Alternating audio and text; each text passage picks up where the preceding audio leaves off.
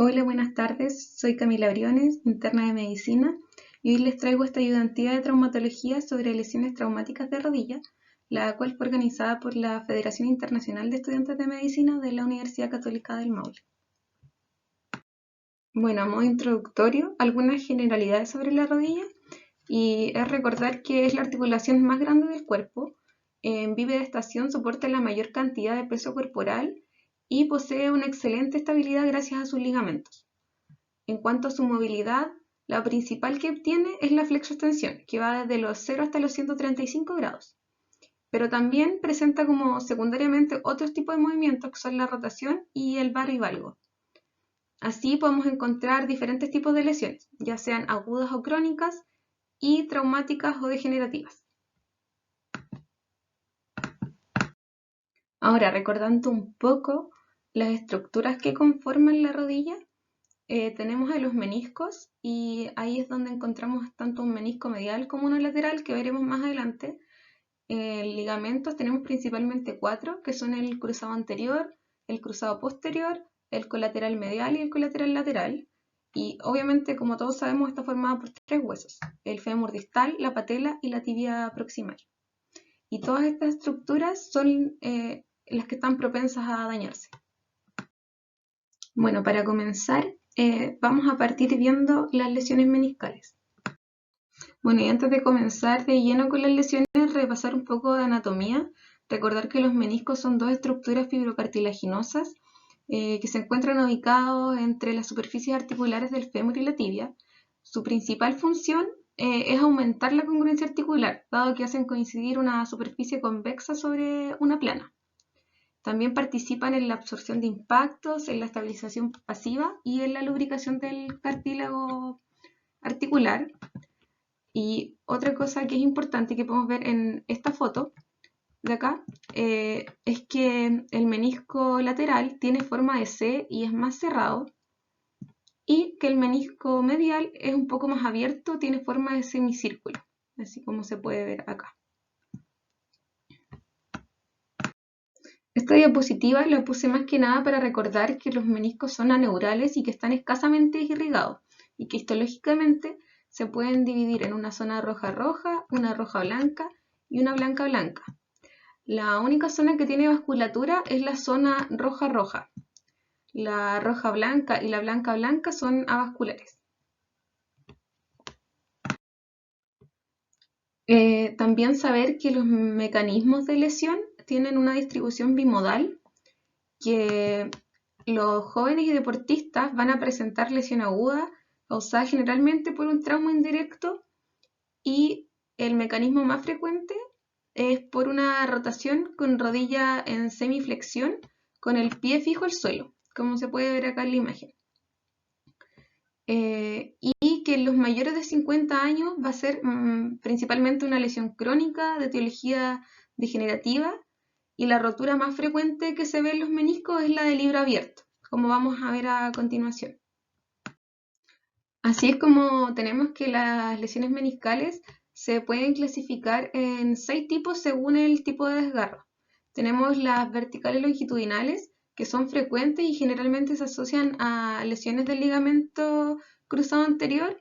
También están en asa de balde, radiales, colgajo o pico del oro. Las horizontales, que son las que vimos que se daban más bien en lesiones degenerativas en pacientes más añosos.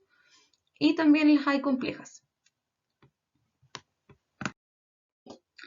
En cuanto a la historia clínica que va a presentar un paciente que tenga una lesión meniscal, debemos saber que el síntoma cardinal o más característico generalmente es un dolor en la interlínea femorotibial medial o lateral. También va a ser un dolor que va a aumentar con los giros y con la flexión de rodilla, y va a disminuir con el reposo, ya que es un dolor más bien mecánico. También hay pacientes que pueden referir que tuvieron un bloqueo articular o pueden llegar con la rodilla bloqueada, y también pueden presentar una historia de aumento de volumen.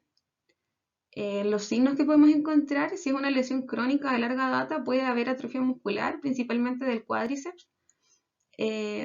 Puede también haber asimetría respecto a la rodilla contralateral. Si es que el paciente tiene derrame articular, va a haber una disminución en la movilidad activa y pasiva, y el signo del témpano va a estar positivo si es que hay derrame. En el examen físico debemos hacer distintas maniobras, las cuales son muy sensibles pero poco específicas. Primero tenemos la prueba McMurray, que consiste en que tenemos al paciente en decúbito supino con flexión de cadera y rodilla en 90 grados y se van a realizar movimientos de rotación acompañados de flexo-extensión. Entonces vamos a hacer rotación interna y en la rotación interna vamos a estar evaluando el menisco externo. Y en la rotación externa vamos a estar evaluando el menisco interno o medial. Va a ser positivo para lesión meniscal si es que el paciente presenta dolor o hay alguna crepitación tanto audible o a la palpación. También tenemos la maniobra de Apley o signo de Apley, que consiste en tener al paciente en decúbito prono con la pierna en flexión de 90 grados y hay que empujar el talón con fuerza para comprimir los meniscos entre la tibia y el fémur. Y se efectúa también rotación externo-interna sosteniendo la compresión. Este test va a ser positivo si el paciente presenta dolor. Entonces, rotación externa evalúa el menisco medial y rotación interna evalúa el menisco lateral. También tenemos el signo de la distracción, que es como lo opuesto al Apley, que sirve para diferenciar si hay lesión de ligamentos o meniscos. Entonces tenemos al paciente en la misma posición que antes, pero vamos a poner nuestra rodilla sobre el dorso del muslo para estabilizar la articulación y vamos a hacer tracción hacia arriba con rotación interna y externa. Esta maniobra, al reducir la presión de los meniscos, va a ejercer, reduce la presión sobre los meniscos y ejerce tensión sobre los ligamentos. Entonces, si cede el dolor, nos habla que los meniscos están bien, y si el dolor como continúa, también habría una lesión ligamentosa asociada. También tenemos el signo de Steinman, que es con el paciente sentado en la camilla con la pierna flectada en 90 grados. Vamos a rotar la pierna hacia medial y lateral. Y el talón nos va a indicar el menisco que está lesionado. Entonces, si yo giro la pierna y el talón queda apuntando hacia adentro, hacia medial, y hay dolor, lo más probable es que sea el menisco medial el afectado. Y si yo giro la pierna y el talón queda apuntando hacia lateral y hay dolor, lo más probable es que sea el menisco lateral. Y también tenemos el Tesalli Test, que tiene la ventaja de que nosotros no tenemos que hacer ningún esfuerzo, sino que le pedimos al paciente que se ponga en un pie y que realice movimientos de flexo, extensión y rotación, así como bailando el twist. Y si es que aparece dolor en alguna de las interlíneas articulares, esto sería sugerente de patología meniscal. Para el estudio inicial siempre debemos comenzar con una radiografía simple en 2 proyecciones, tanto AP y lateral, y es importante que sea con carga, ¿ya? Esto busca descartar otro tipo de lesiones como fracturas, tumores, condrocalcinosis, etc. Y describir el estado general de la articulación. Y para la confirmación diagnóstica siempre va a ser con una resonancia de rodilla, ya que es un tejido blando. Y como vamos a ver, todos los tejidos blancos, tanto meniscos como ligamentos, su diagnóstico se va a hacer con una resonancia de rodilla. Salvo las fracturas, que obviamente es hueso y eso se evalúa con radiografía o TAC. Destacar también que la resonancia de rodilla tiene una sensibilidad y especificidad para las lesiones meniscales del 95% y que nos permite visualizar detalladamente las lesiones de partes blandas y el tipo de rotura meniscal que tenga el paciente. En cuanto al tratamiento, tenemos 2 opciones, conservador y quirúrgico. El conservador va a ser más que nada para pacientes que tengan un dolor crónico de larga data, mayor a 50 años, sin antecedentes traumáticos y que no hayan tenido signos de bloqueo o derrame. y que la resonancia nos muestre que es una rotura de tipo degenerativa. El manejo para esto va a ser reposo temporal de la actividad física, AINES para el manejo del dolor y rehabilitación del cuádriceps. Y por otro lado, el manejo quirúrgico va a ser más que nada para pacientes activos que tengan síntomas y signos mecánicos atribuibles de lesión meniscal y que obviamente tengan una resonancia que lo confirme y que estén limitando su vida diaria. O sea, o si son deportistas también sí o sí hay que corregir esa lesión. El procedimiento de elección es la cirugía artroscópica, y esto es súper importante porque tiene menos riesgos y es pregunta de una com. Salió una vez. Y la rehabilitación postoperatoria también es importante, que se realiza con kinesioterapia y son varias sesiones, 10 a 20 sesiones generalmente. Y aquí podemos ver una vista artroscópica de una rotura de menisco.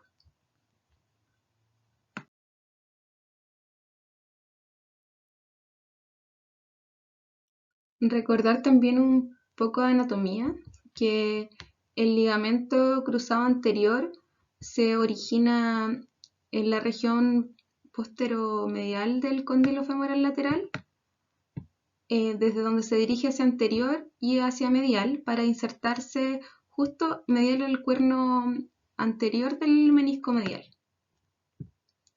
Su principal función va a ser evitar la traslación anterior de la tibia, pero también participa de forma secundaria en la estabilización en variovalgo y en varios movimientos de rotación.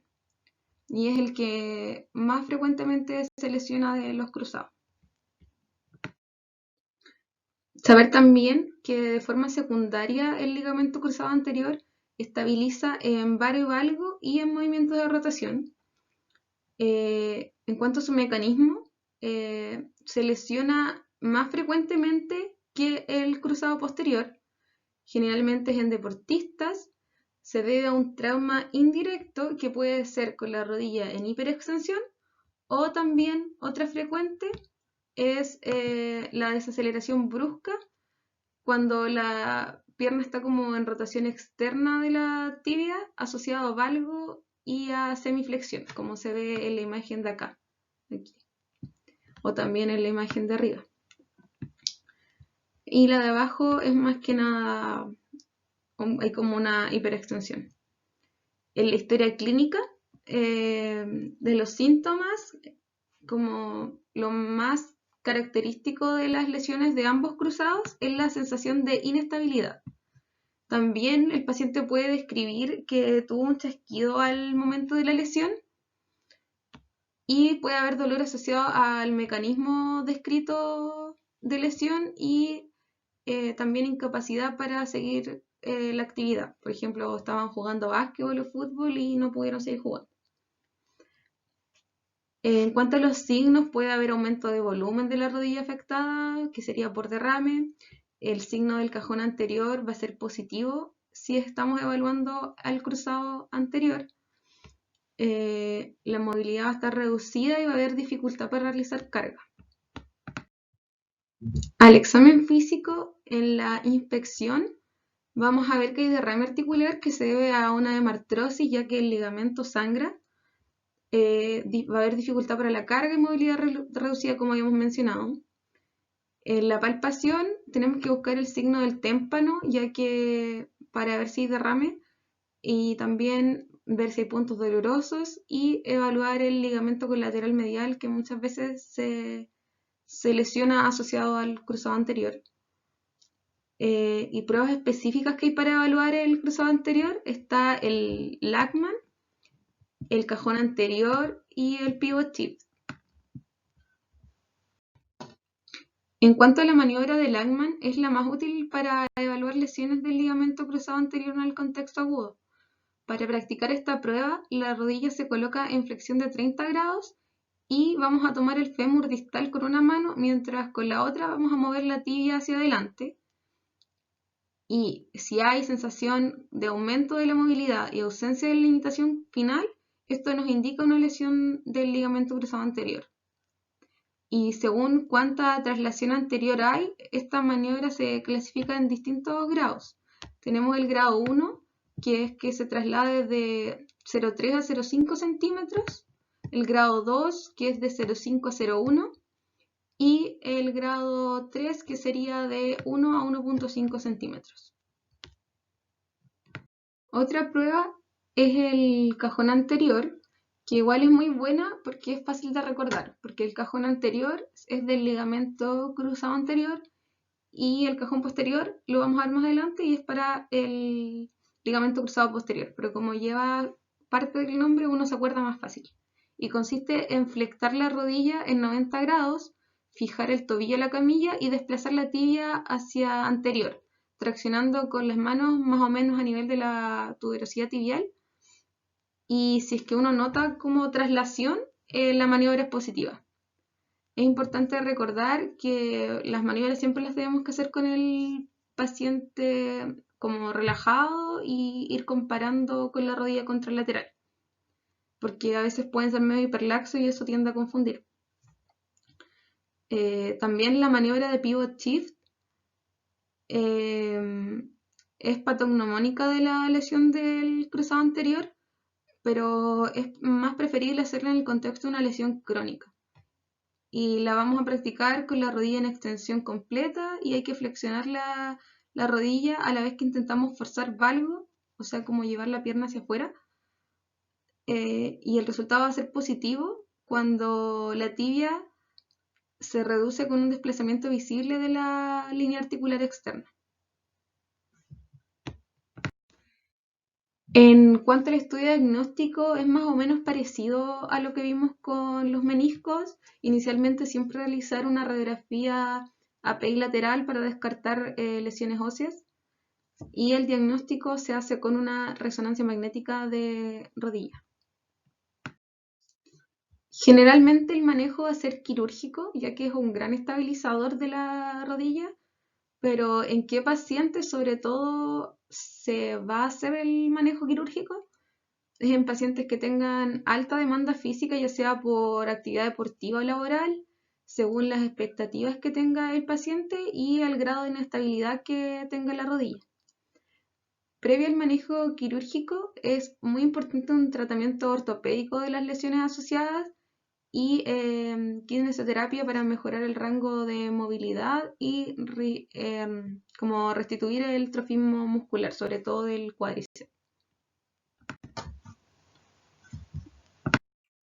El procedimiento quirúrgico que se realiza es la artroscopía y consiste en un autoinjerto para reconstruir el ligamento cruzado anterior y se hace mediante un autoinjerto de hueso-tendón-hueso, que es hueso patelar, tendón patelar y la tuberosidad anterior de la tibia, como se ve en la imagen de abajo, o si no, de los músculos isquiotibiales.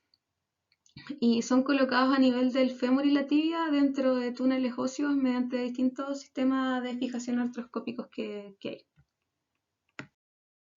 Ahora veremos al ligamento cruzado posterior. Recordar que este se origina en la cara lateral del cóndilo femoral medial y se dirige hacia distal y posterior para insertarse en el borde posterior y central de la meseta tibial. Sería ahí. Recordar que es una estabilización primaria de la rodilla también y su función es limitar la traslación posterior de la tibia con respecto al fémur, o sea, lo opuesto a lo que hacía el ligamento cruzado anterior. El mecanismo de lesión es menos frecuente que se dañe que el cruzado anterior y generalmente es por un trauma directo que va a ser un golpe en la cara proximal de la tibia, como vemos aquí. Y en la historia clínica, también característico la sensación de inestabilidad que va a referir el paciente y el chasquido al momento de la lesión. También obviamente va a haber dolor intenso en la cara anterior de la rodilla. Signos que pueden encontrarse es aumento de volumen que se desarrolla en pocas horas y la maniobra del cajón posterior. En cuanto al examen físico, la inspección y palpación va a ser similar a la mencionada en el cruzado anterior, pero obviamente las pruebas específicas van a ser distintas, que aquí tenemos que realizar cajón posterior. Y el cajón posterior sirve para evaluar la integridad de este ligamento y vamos a poner al paciente en supino con la rodilla flexionada en 90 y la cadera en 45 y se ejercerá presión hacia posterior.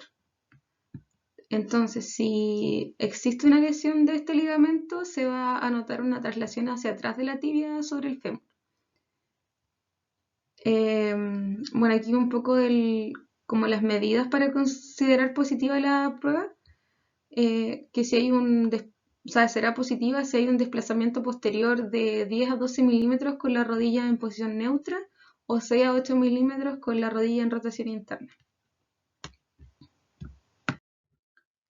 El estudio igual lo mismo, primero una radiografía bilateral para descartar lesiones asociadas y el diagnóstico se confirma con una resonancia magnética de rodilla.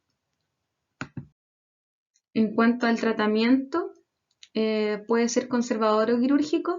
Las lesiones del cruzado posterior aisladas o combinadas en pacientes que sean poco colaboradores se van a beneficiar de un manejo conservador, ya que este cicatriza sin necesidad de intervención. Y el manejo consiste en inmovilización, que es relativa, y en extensión durante un mes, y posteriormente se sigue de rehabilitación con kinesioterapia para fortalecimiento de cuádriceps. Y el manejo quirúrgico va a ser para lesiones crónicas en pacientes que presenten síntomas de inestabilidad, lesiones que hayan sido combinadas con otras lesiones cápsulo-ligamentosas o también obviamente en deportistas. Aquí una pregunta para ver si recuerdan la materia que hemos visto. Ya, paciente de 57 años que sufre accidente laboral en hiperextensión de rodilla derecha, evoluciona con dolor y aumento de volumen de dicha rodilla. Al examen se aprecia derrame articular, movilidad completa, pero dolorosa. Los bostezos y el cajón posterior son negativos. El signo del cajón anterior es positivo. ¿Cuál es el diagnóstico más probable? Bueno, ahí tienen las alternativas. Léanlas y piensen cuál puede ser, según cómo salieron las pruebas al examen físico. Ya, entonces vamos a ver cuál era la respuesta correcta. Y la respuesta es la rotura del ligamento cruzado anterior, que es lo más probable, ya que la clínica es concordante y también al tener el signo del cajón anterior positivo.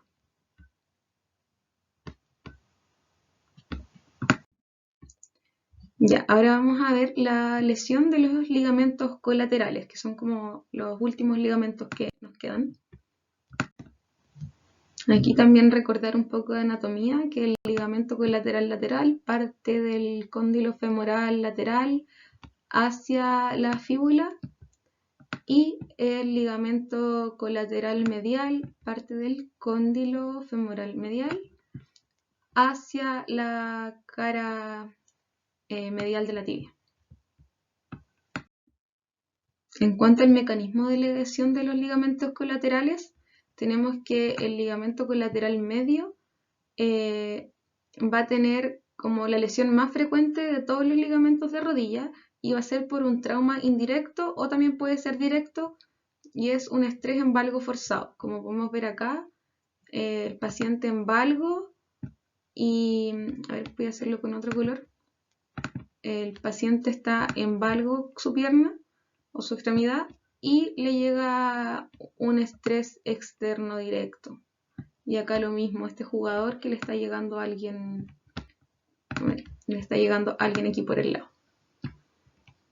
Y se lesiona el ligamento colateral medial. Y para el ligamento colateral lateral es raro que se lesione, poco frecuente. Generalmente está asociado a otras lesiones y estas lesiones pueden ser lesiones graves del cruzado anterior o posterior.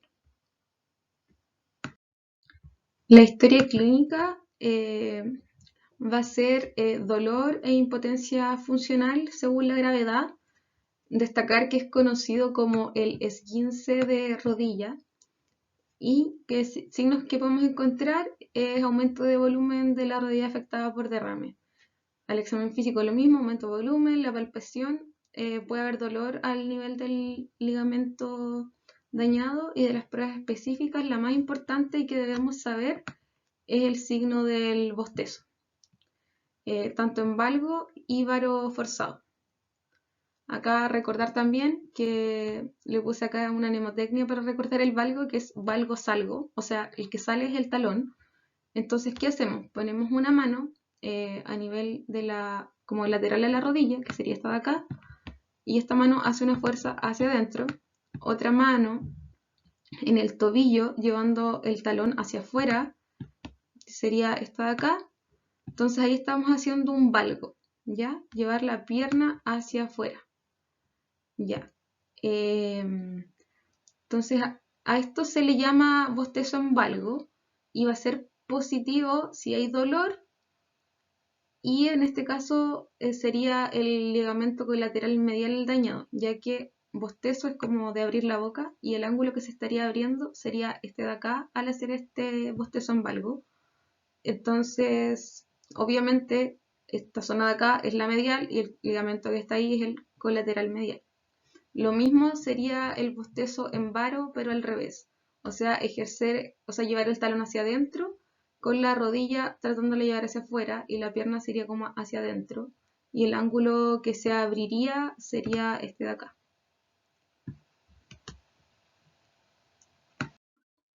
En cuanto al estudio diagnóstico, inicialmente siempre igual pedir radiografía bilateral para descartar fracturas óseas y el diagnóstico se va a hacer con una resonancia de rodilla, pero no se justifica en todos los casos, ¿ya?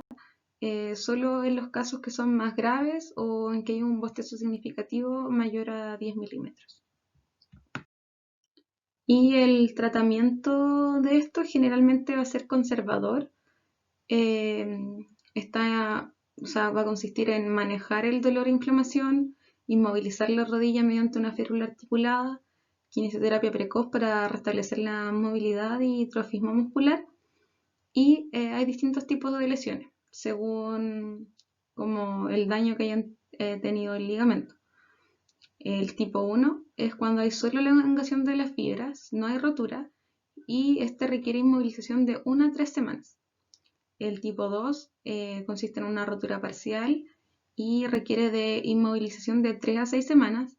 Y el tipo 3 es una rotura total o cuando hay bostezo mayor a 10 milímetros y lo que hay que hacer ahí es inmovilizar, solicitar la resonancia magnética sí o sí y evaluar la necesidad de resolución quirúrgica en estos casos. Y quise poner esta imagen porque es una lesión grave que se conoce como la triada desgraciada o que es la lesión como más temida de la rodilla. Y es que se produce por un mecanismo de muy alta energía, ya sea un accidente de tránsito en moto o como una lesión deportiva que se haya generado como en alto impacto. Y lo que pasa en esta lesión es que se rompe el cruzado anterior, como vemos acá, se rompe también el menisco medial y también se rompe el colateral medial, que se ve acá. Entonces una lesión muy grave y que obviamente va a afectar mucho a la estabilidad y pronóstico de la rodilla. Y acá les dejo otra pregunta. Paciente que sufre torsión de rodilla izquierda mientras jugaba básquetbol. Presenta dolor importante. Al examen físico presenta dolor al valgo forzado y a la palpación de la cara medial de la rodilla izquierda. ¿Cuál es la estructura más probablemente lesionada? Bueno, ahí tienen las alternativas. Piensen cuál puede ser según el mecanismo de lesión y lo encontrado en el examen físico. Y ahora vamos a ver la respuesta. Y es el colateral medial. Como dijimos, el valgo forzado o el bostezo o el signo del bostezo en valgo, si genera dolor es que está el ligamento colateral medial dañado, ya que al llevar la pierna hacia afuera estamos abriendo como la parte medial de la rodilla, que es donde va este ligamento y da la estabilidad. Aquí otro caso, paciente de 34 años que sufre caída mientras jugaba fútbol, en la que sufrió una torsión en la rodilla izquierda. Al examen físico presenta signos de derrame articular y es posible luxar la rodilla movilizando la tibia anterior. El diagnóstico más probable es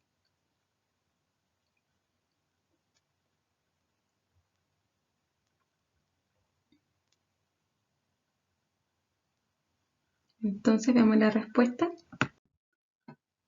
Es la rotura del ligamento cruzado anterior, ya que esto de luxar la rodilla luxar la tibia anterior es lo mismo que un cajón anterior positivo. Entonces esto sería indicativo del ligamento cruzado anterior, además del mecanismo de lesión en torsión que igual orienta un poco.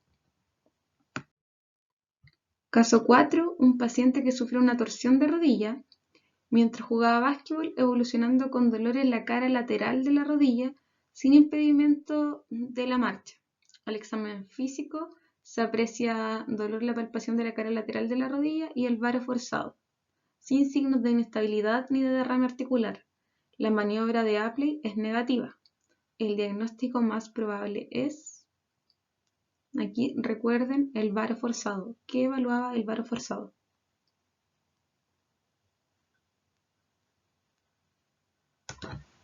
Ya. Entonces, como presenta dolor en el bostezo que al varo forzado, la lesión correspondería al ligamento colateral lateral. Caso 5. Un hombre de 26 años que sufre caída mientras esquiaba, torciéndose la rodilla derecha y evolucionando con importante dolor, especialmente al caminar. Al examen físico se aprecia pequeño derrame articular y dolor a la rotación externa de la pierna, a la compresión de la rodilla y a la palpación de la interlínea posteromedial. La radiografía de rodilla descarta lesiones óseas. ¿Qué estructura se dañó con mayor probabilidad? Recuerden, el examen físico, el dolor en la interlínea, ¿a qué se asociaba? Y también a la compresión de la rodilla, que habla de un dolor mecánico.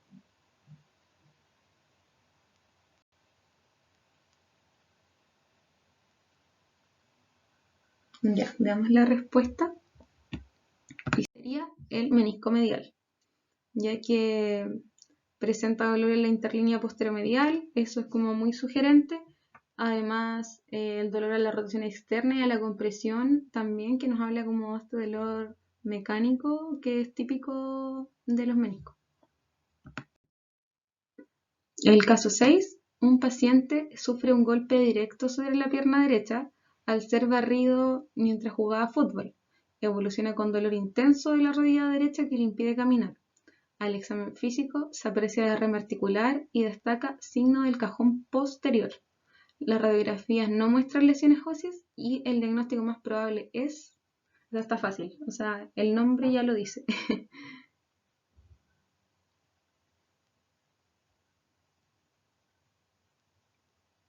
Ya, vamos a ver la respuesta. Entonces sería una rotura del ligamento cruzado posterior. Bueno, aquí les dejo como esta diapositiva a modo de resumen. Y para hacer un breve repaso y refrescar la memoria antes de terminar, recordar las lesiones meniscales, que la clínica específica siempre va a ser el dolor o bloqueo y esta sensación de inestabilidad. Y también como el dolor a la carga, como tipo mecánico. La maniobra de Apley es una de las pruebas que podemos realizar y que también otra cosa característica es dolor a la palpación de la interlínea articular y que el lado que duele nos va a sugerir también más o menos el menisco afectado. El mecanismo más frecuente es por torsión de rodilla, el diagnóstico se hace con resonancia y el tratamiento podía ser conservador o quirúrgico, y recordar que en el conservador era reposo por un tiempo, AINES para el dolor y ejercicios de fortalecimiento de cuádriceps. Ya. En cuanto a los ligamentos cruzados, la clínica más específica de estos va a ser la inestabilidad y el signo del cajón. Que recuerden que si es anterior, sería del cruzado anterior, y si es cajón posterior positivo, sería del ligamento cruzado posterior. En cuanto al mecanismo de lesión, el ligamento cruzado anterior puede ser en hiperextensión o que se reciba como una fuerza también la pierna en valgo, así como media flectada, y que llegue un golpe fuerte por lateral, que es lo típico que les pasa a los futbolistas. Y también en el cruzado posterior se lesiona en hiperflexión.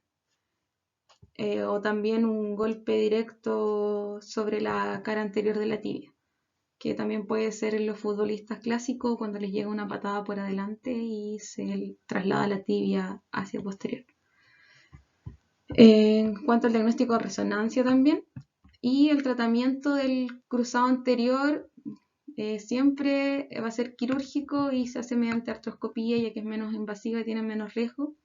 Y el cruzado posterior se puede manejar generalmente de manera conservadora, y en pacientes que tienen mucha inestabilidad o que son muy deportistas va a estar indicada la cirugía.